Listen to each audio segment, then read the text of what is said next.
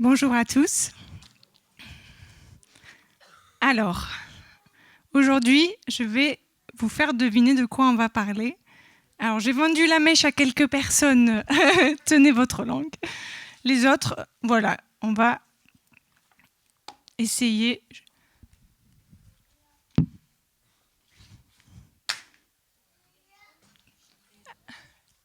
Lâcher prise, super. On va apprendre à lâcher prise aujourd'hui.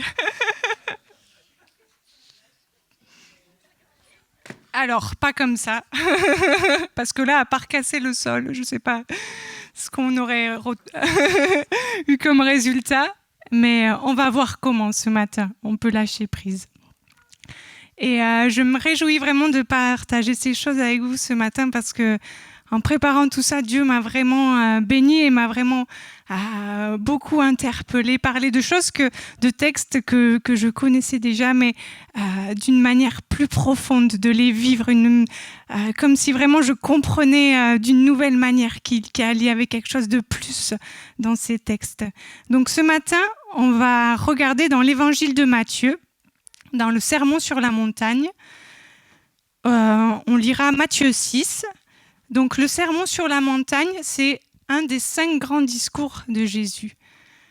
Jésus a fait plusieurs discours où il a expliqué vraiment les principes clés, des vérités essentielles. Il avait des paroles de sagesse à communiquer à tous ceux qui voulaient le suivre, à tous ceux qui voulaient être ses disciples.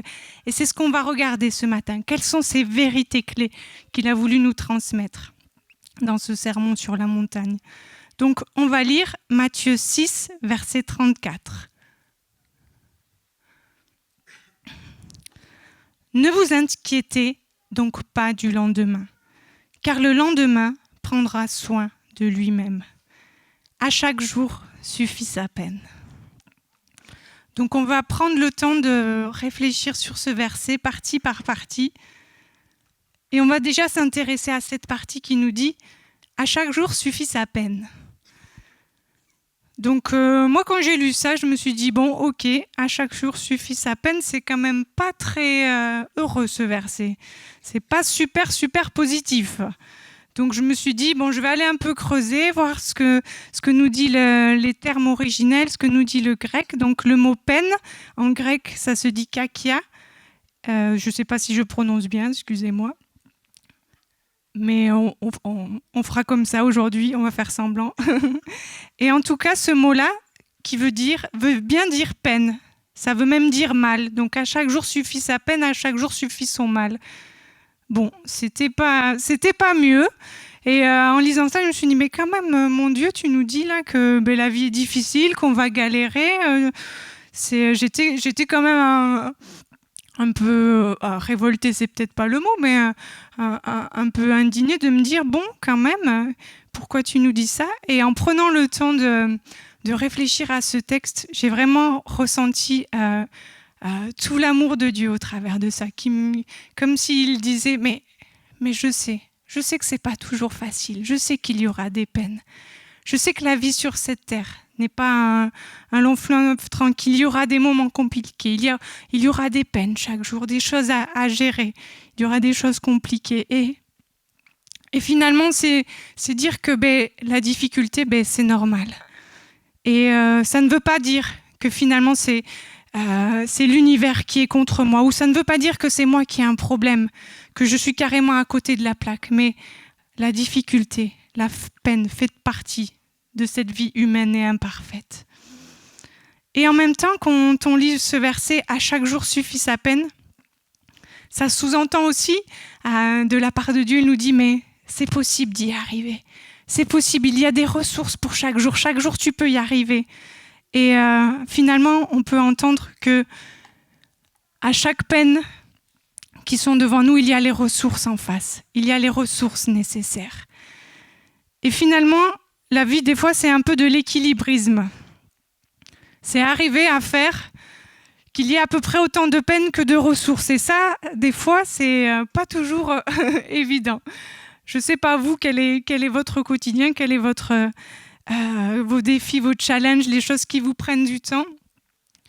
Mais il n'est pas toujours évident d'essayer de doser le nombre de peines par rapport au nombre de ressources. Alors, moi, des fois, je tombe encore dans le piège.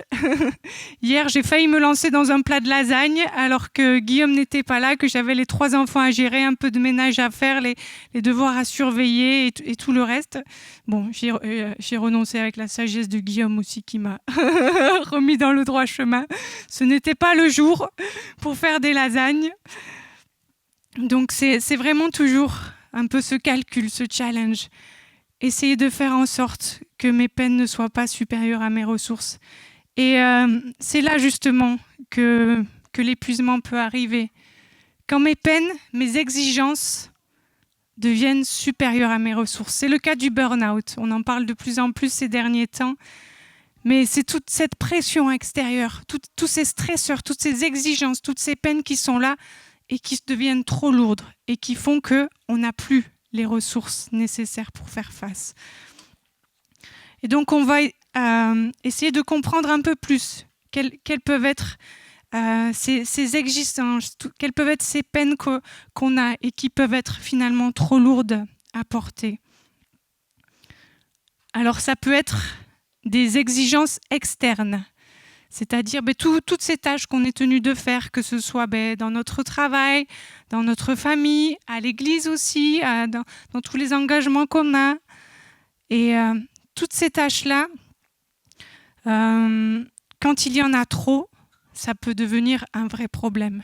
Quand ça devient trop lourd, que je dois à la fois gérer tout ce qu'il y a à faire à la maison, plus tous les rapports à rendre au travail, plus mes engagements associatifs, plus toute l'organisation que j'ai pour le week-end prochain, quand il y en a trop, quand ça devient trop complexe, quand ça devient trop urgent, et quand même parfois ça peut devenir inhumain, insensé, on nous demande des choses qui n'ont même plus de sens.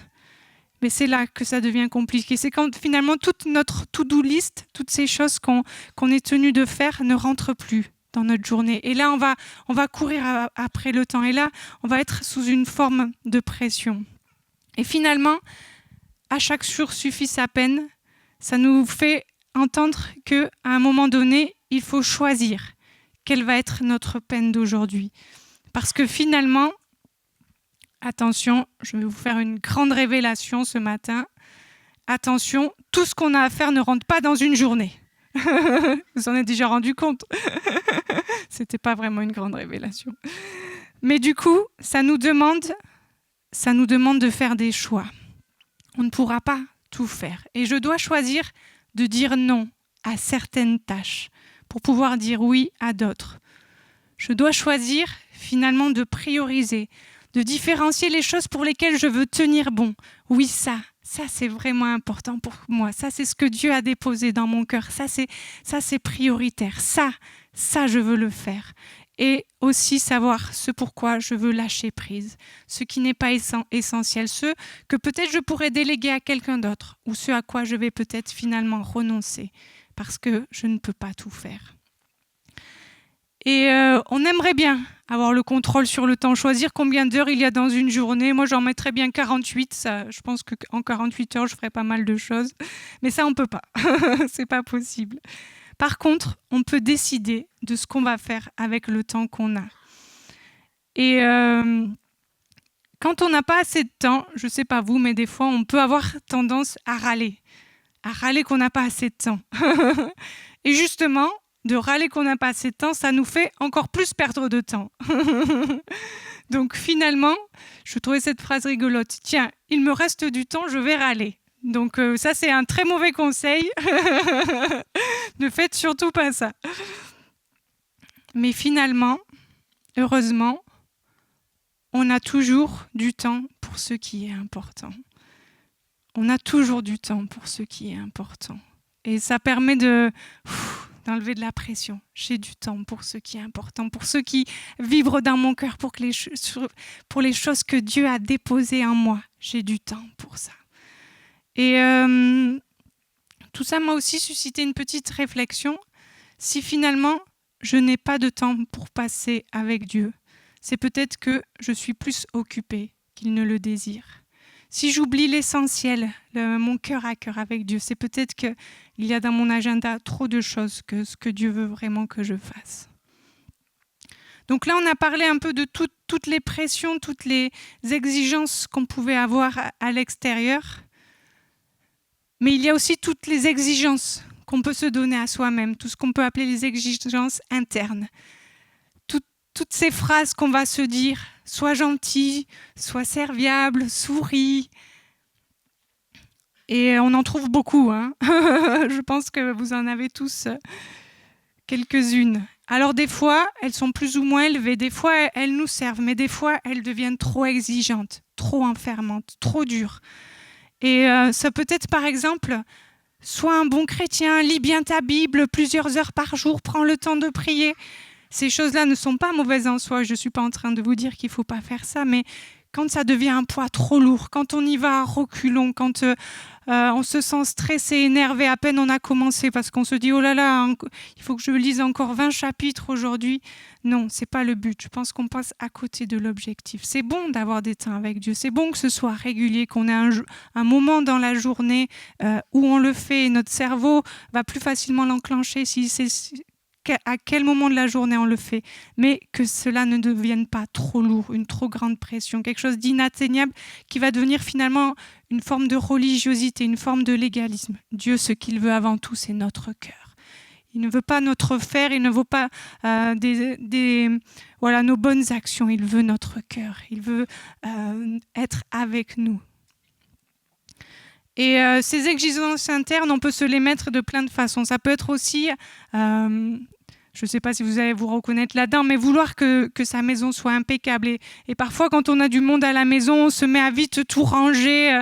Nous, on enlève tous les jouets du salon, on passe vite l'aspirateur. Et parfois, il peut arriver que ça nous mette tellement dans un tel stress que on est tellement agacé qu'on s'énerve un peu contre tout le monde, contre les choses qui traînent. Le premier qui arrive, il ne sait pas pourquoi, mais c'est la tempête qui tombe sur lui. Je ne sais pas si vous avez déjà vécu ça. Et finalement, quand on fait ça, est-ce qu'on ne passe pas à côté de l'essentiel ? Est-ce que finalement, l'objectif que notre maison soit propre est plus important que les relations qu'on a avec les gens qu'on aime ? Et pourquoi on fait ça ? Pourquoi on se met autant de pression ?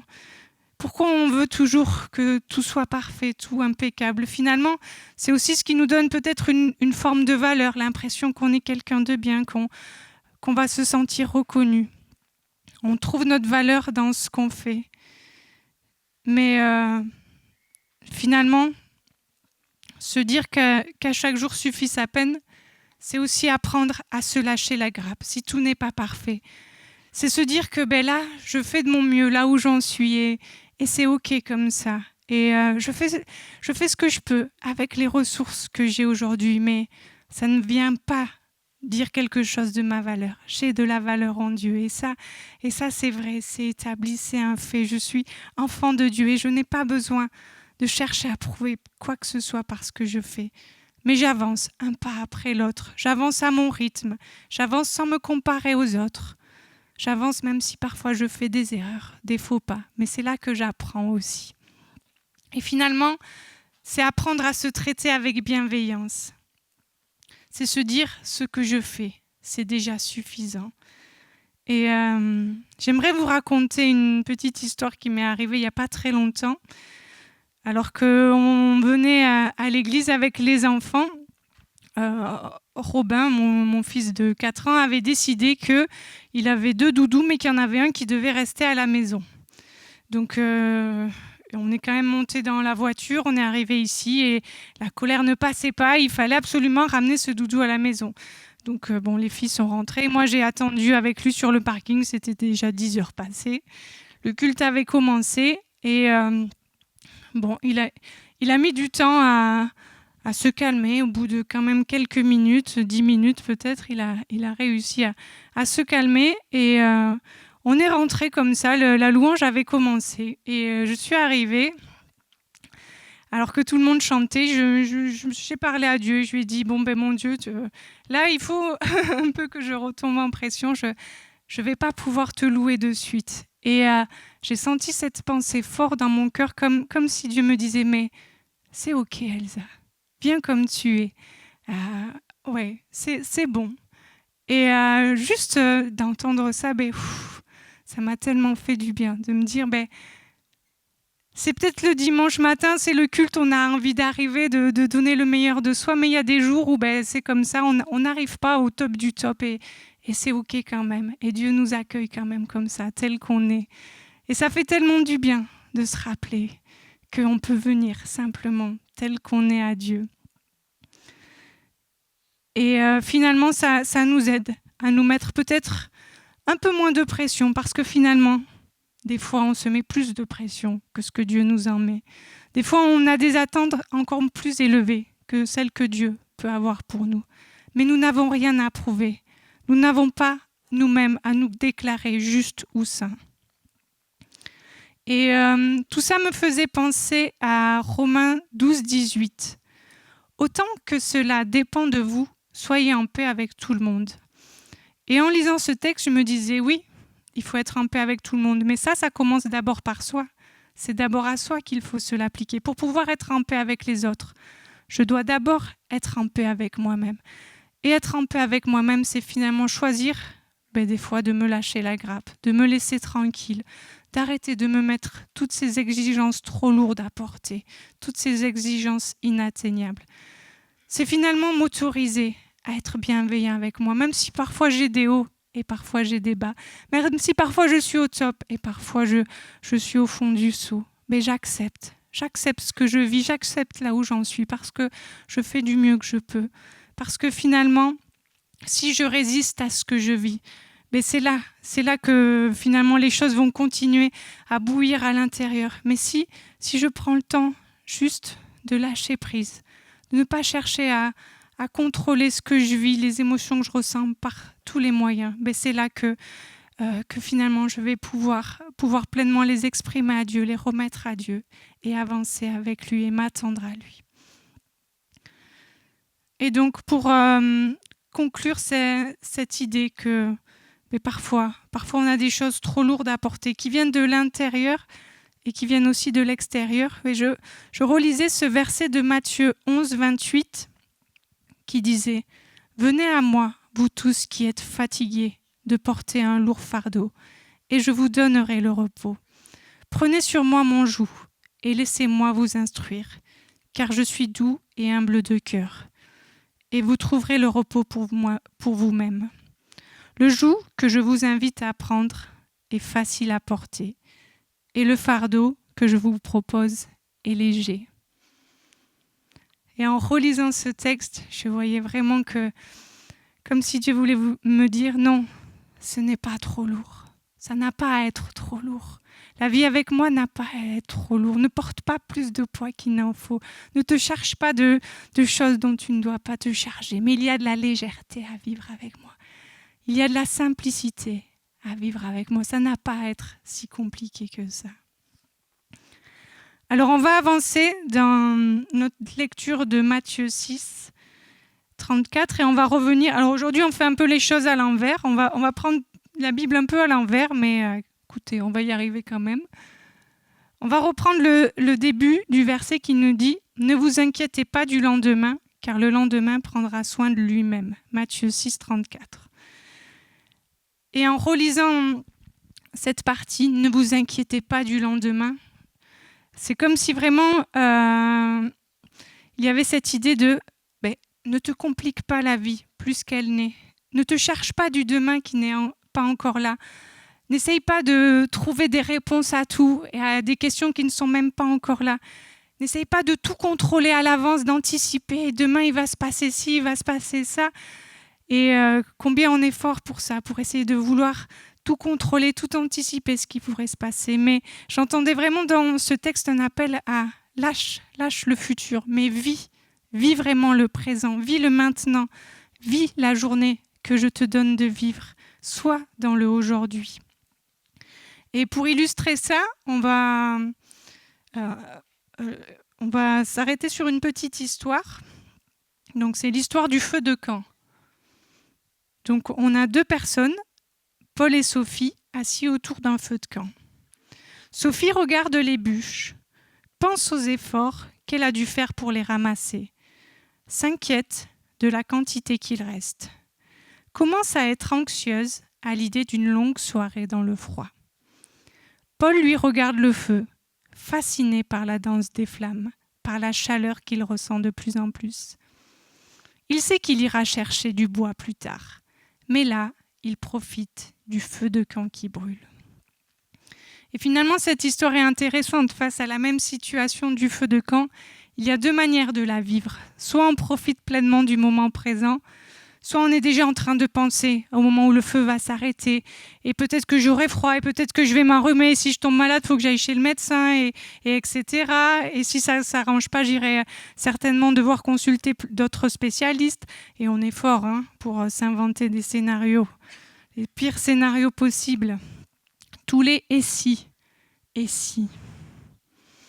Et bien souvent, la plupart de nos peurs sont infondées. Et finalement, par rapport à tout ce qui me préoccupe, il n'y en a qu'une infime partie qui se passera réellement. C'est bien différent de tout ce que je peux imaginer. Et même si ça arrive vraiment, même si ça se passe, bien souvent, on se rend compte que Dieu était là, qu'il nous a donné les ressources nécessaires pour avancer, pour traverser la situation.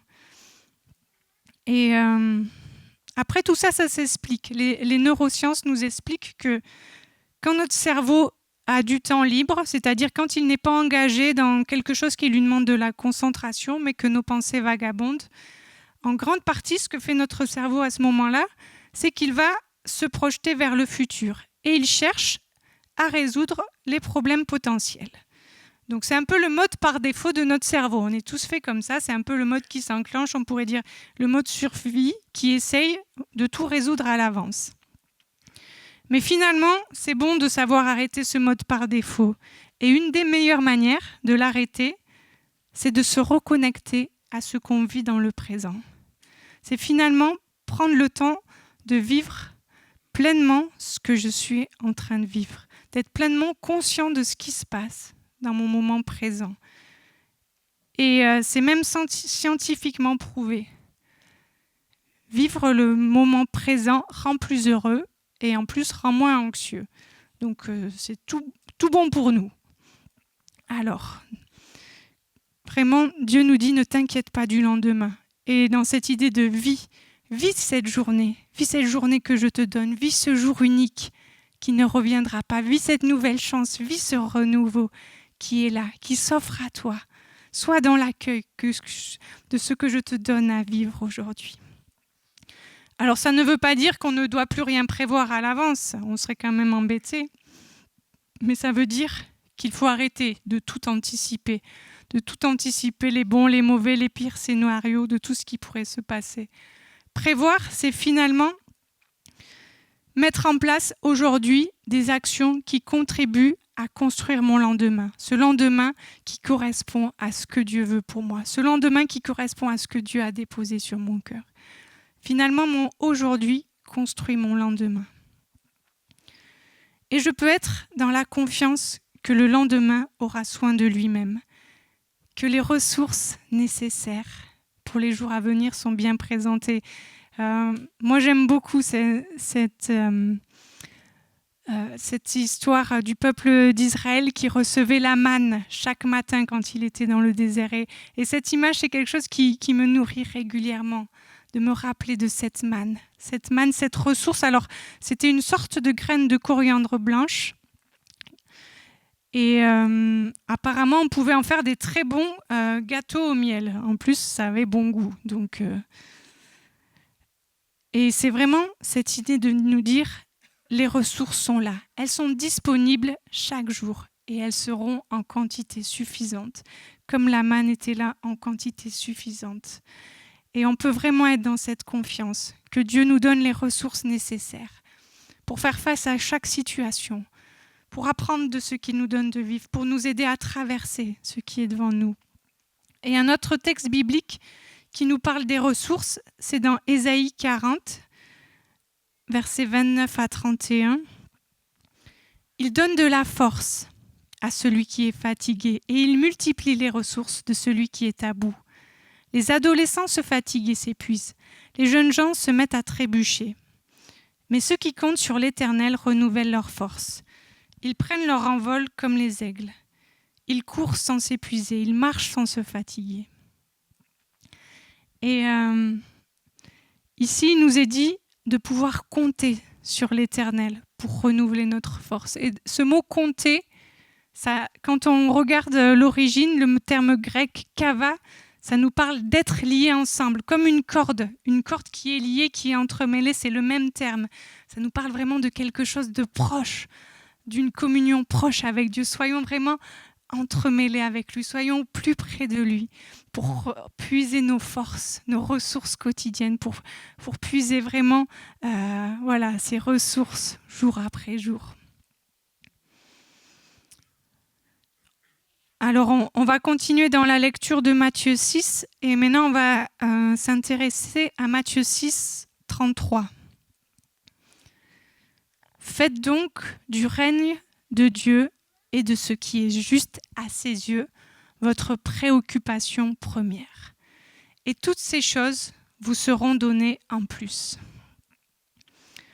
Donc Dieu nous parle de faire de son règne et de ce qui est juste notre plus grande préoccupation. Finalement, il nous montre que l'essentiel est là. On a parlé de priorité, mais dans ce texte, il nous le dit. La priorité est là, l'essentiel est là.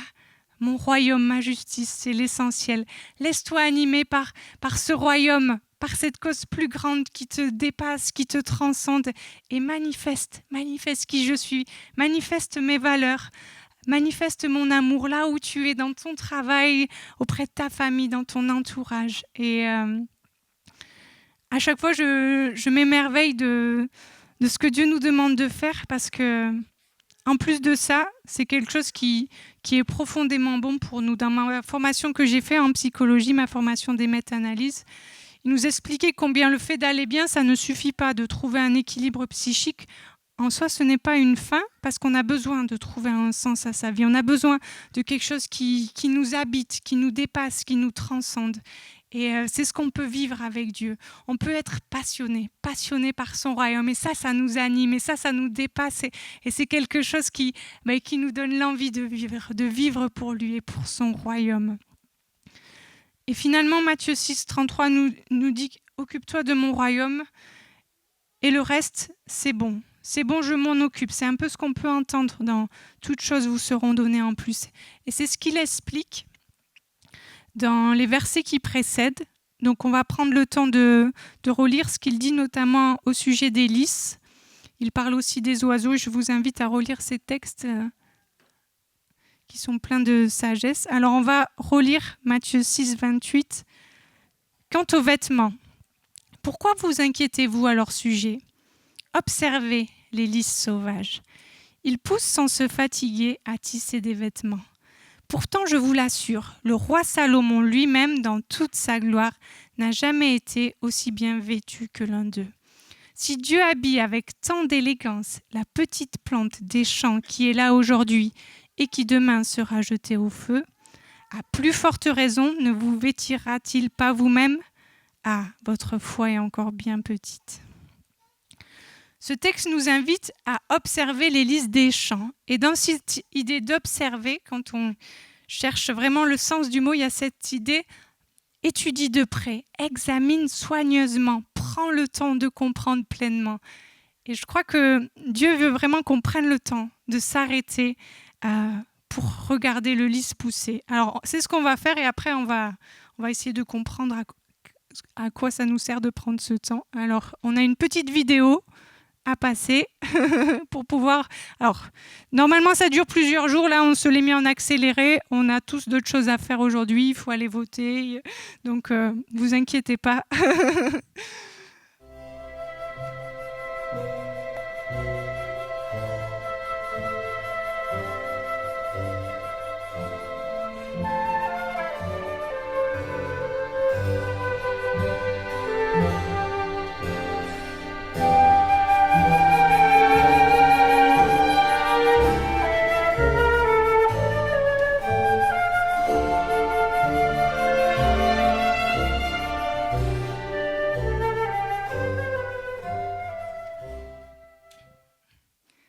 Voilà, prenons le temps d'observer la nature. C'est beau, hein ? La nature est belle. Prenons le temps de nous émerveiller, de nous arrêter, d'être enseignés aussi par ce que la nature veut nous dire de Dieu, de notre Créateur.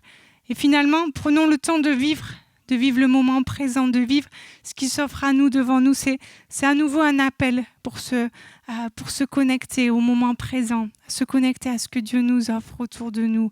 Et je crois que la nature a tellement de belles choses à nous enseigner. Et quand on voit comme le lys devient une fleur magnifique, alors que finalement dans quelques jours elle disparaîtra, la Bible nous dit qu'elle sera jetée au feu, combien on peut réaliser que Dieu veut prendre soin de nous. Tu comptes encore plus qu'un lys pour moi. Je veux prendre soin de toi. Est-ce que tu réalises en regardant le lys combien je veux encore plus prendre soin de toi? Combien je suis un Dieu bon qui veut m'occuper de toi? Et je crois que c'est tout ça que la nature veut nous enseigner. Et quand je préparais ma prédication et que j'en étais à ce moment-là, Robin est rentré dans ma chambre, donc je lui ai expliqué pourquoi je travaillais. Pour lui, ça a été évident. Il m'a dit « Ah mais oui, en fait, Dieu, il a 1000 bras. » Mais j'ai trouvé son image très belle. Oui, c'est ça. C'est comme si Dieu avait 1000 bras. Il pouvait s'occuper de chacun de nous. Il n'est pas limité. Il est capable de prendre soin de chacun de nous. Finalement, s'inquiéter ne sert à rien. Aucune anxiété n'améliorera notre avenir. C'est ce que nous dit Matthieu 6, 27. D'ailleurs, qui de vous peut, à force de soucis, prolonger son existence, ne fût-ce que de quelques minutes?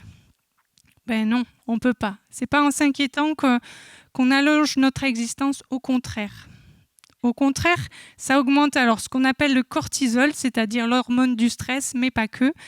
Et du coup, ça a même des conséquences négatives sur nous. Ça peut avoir des effets délétères sur notre glycémie, sur notre sommeil, sur notre tension. Donc non, il n'y a rien de bon à s'inquiéter. Mais par contre, fais ta part, agis.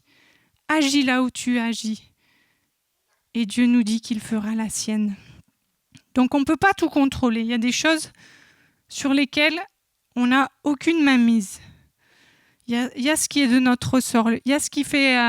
Voilà, je peux contrôler ce que je vais dire, ce que je vais faire, les choix que je vais faire, mais il y a beaucoup de choses sur lesquelles je n'ai pas la main mise. Je ne peux pas contrôler mon environnement, je ne peux pas contrôler les autres, je ne peux pas contrôler les circonstances. Et parfois d'accepter que c'est incontrôlable, on a besoin de le faire. On a besoin d'accepter qu'on ne peut pas tout maîtriser. On a besoin d'accepter que parfois les choses sont incertaines, qu'à notre échelle humaine, on ne pourra pas tout comprendre. Et alors que je préparais cette prédication, il nous est arrivé quelque chose que je vais vous raconter. Alors peut-être quelques-uns sont déjà au courant, mais lorsqu'on était à Haro, on a perdu les lunettes de Robin. Robin est venu me dire « Maman, j'ai mis mes lunettes dans l'herbe ».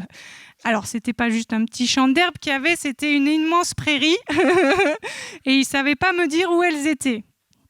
Donc, on a commencé un peu à chercher. Merci à toutes les bonnes volontés qui se sont ralliées à cette cause.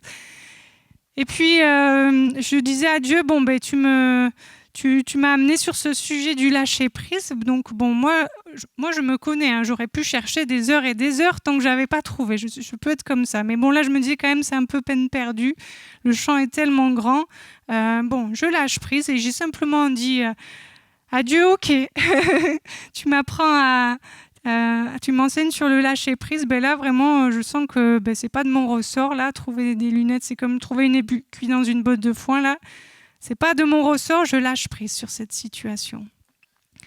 Et ce qui est arrivé, qui est totalement incroyable, c'est que le dernier jour, j'ai ouvert mon sac. Alors, le sac que j'ai ouvert tous les jours pour récupérer une crème, des lunettes, etc. Enfin, mes lunettes de soleil, etc. Et là, je l'ouvre et je trouve les lunettes de Robin dans ce sac. Donc, merci Seigneur pour ce clin d'œil incroyable. Et en repensant à tout ça, je sentais vraiment que Dieu me disait, mais voilà, je te montre que je veux prendre soin de toi pour les choses importantes, pour les choses essentielles. Ces lunettes, il en a besoin, Robin, et merci Céline, tu avais plein de bons tuyaux pour voir comment pouvoir me faire rembourser, etc. Mais je crois que Dieu sait ce dont on a besoin, les choses essentielles, c'est ces choses dont on ne peut pas se passer. Il veut prendre soin de nous et merci Seigneur vraiment pour cette belle expérience où il nous l'a rappelé. Alors pendant que je préparais ce message aussi, je suis tombée sur une conférence qui s'appelle Foi et psychologie, qui était animée entre autres par David L. Carmouni, qui est psychologue clinicien et qui est aussi de confession catholique.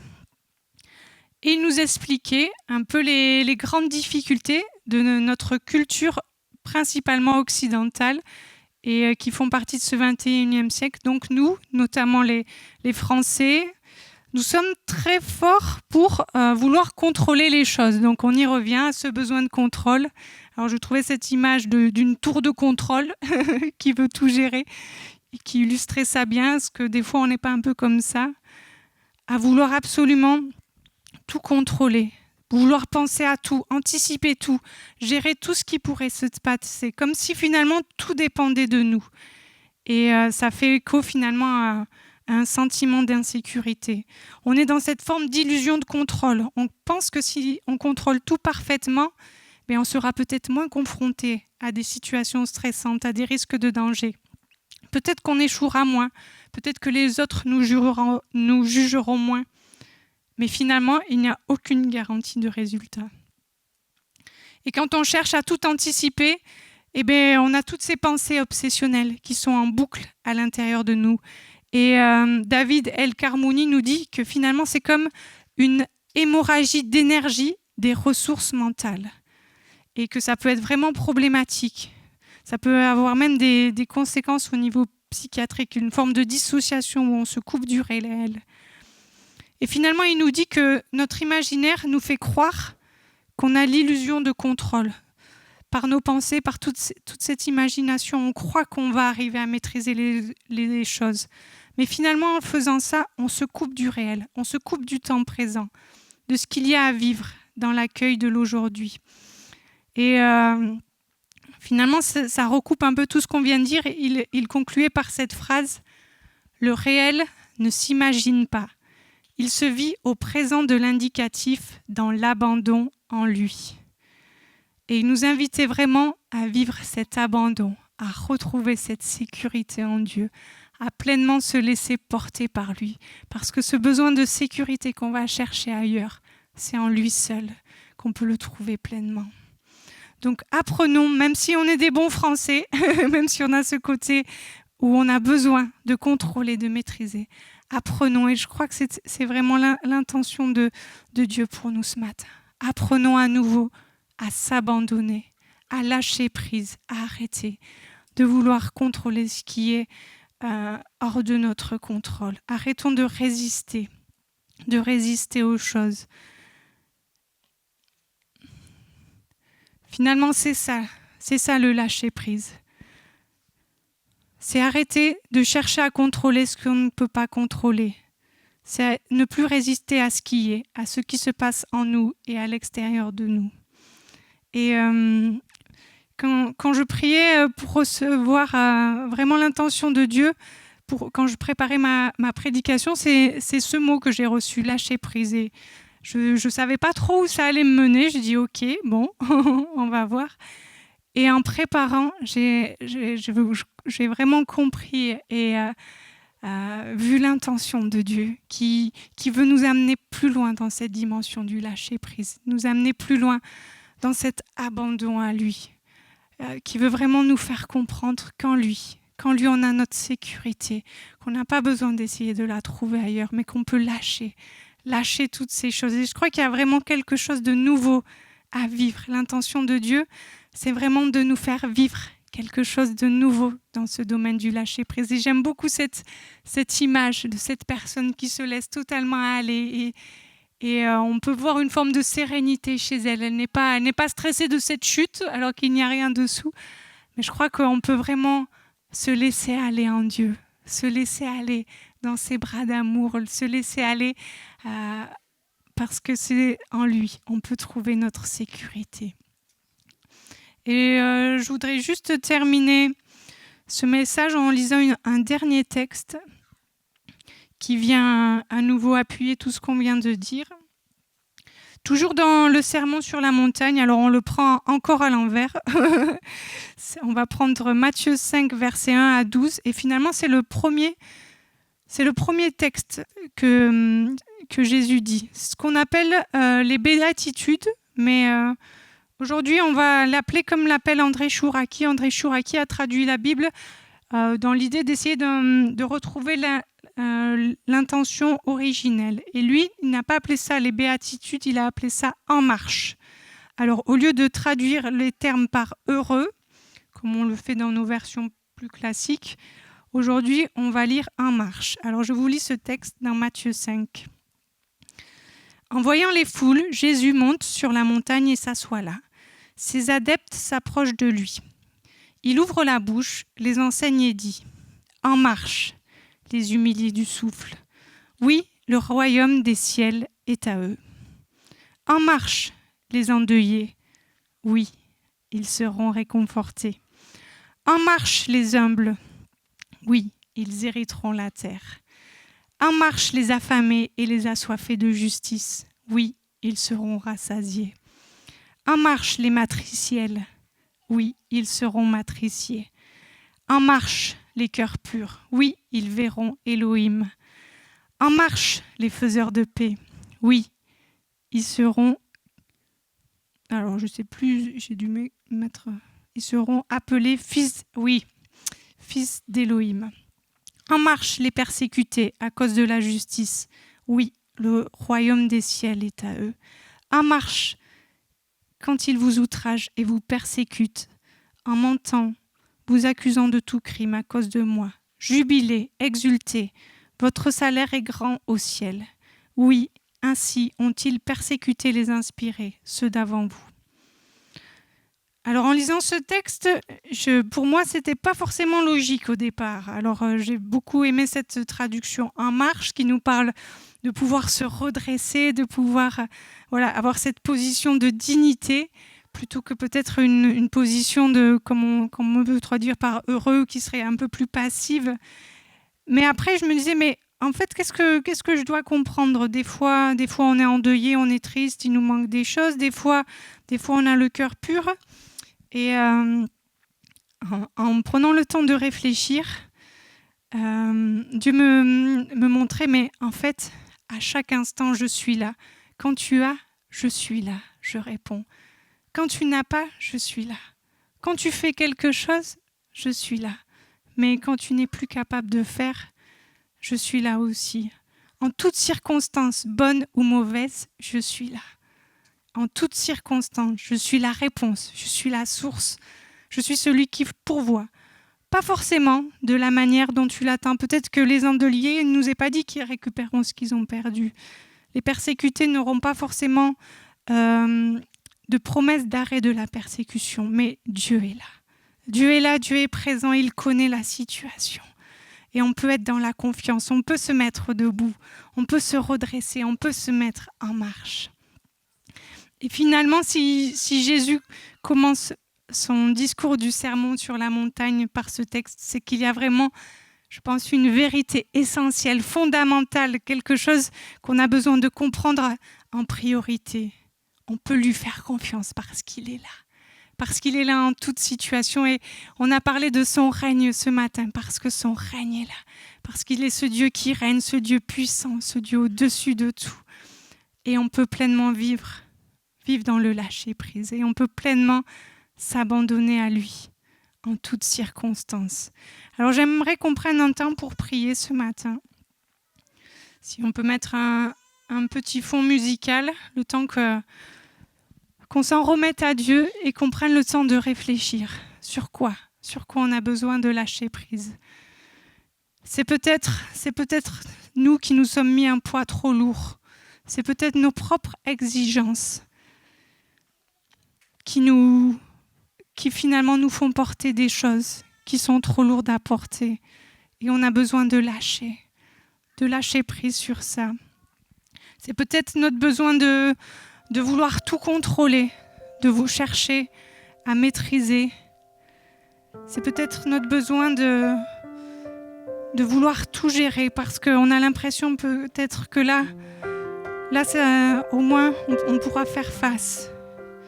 Mais apprenons à lui lâcher tout. Apprenons à lui lâcher tout ce qu'on ne peut pas contrôler.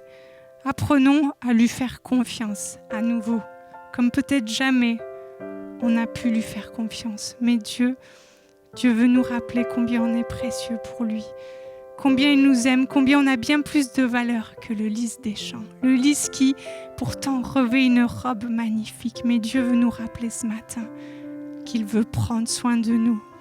Il veut prendre soin de nous. On peut s'occuper de son royaume. On peut mettre la priorité sur les choses qu'il a déposées dans nos cœurs parce que lui s'occupera du reste. Et apprenons à vivre vraiment dans ce lâcher-prise. Et ce matin, je vous invite à déposer à Dieu les choses pour lesquelles vous avez peut-être besoin de lâcher prise, les choses pour lesquelles vous préfériez vous en occuper vous-même ou les exigences peut-être que vous vous êtes mises, les poids qu'on vous a fait porter et qui n'étaient pas justes. Mais lâchez ces choses pour venir auprès de Dieu, pour vivre son fardeau qui est léger. Il y a de la légèreté à vivre en Dieu. Il y a de la simplicité à vivre auprès de lui. Les choses n'ont pas à être aussi lourdes, les choses n'ont pas à être aussi compliquées. Et ce matin, vraiment, entrons dans cette dimension nouvelle. Alors que c'est le Dieu qui fait toutes choses nouvelles. Je crois qu'il veut faire quelque chose de nouveau aussi, dans cet abandon total et dans cette capacité à vivre le moment présent en toute simplicité, en relation avec lui, à vivre le aujourd'hui qu'il nous donne, en savourant chaque instant qu'il nous donne de vivre. Merci mon Dieu, parce qu'en toi, on peut pleinement s'abandonner. Parce que tu es ce Dieu si grand, si bon, si aimant, si puissant, qu'on peut tout lâcher en toi. Merci mon Dieu pour l'œuvre que tu fais en nous. Amen.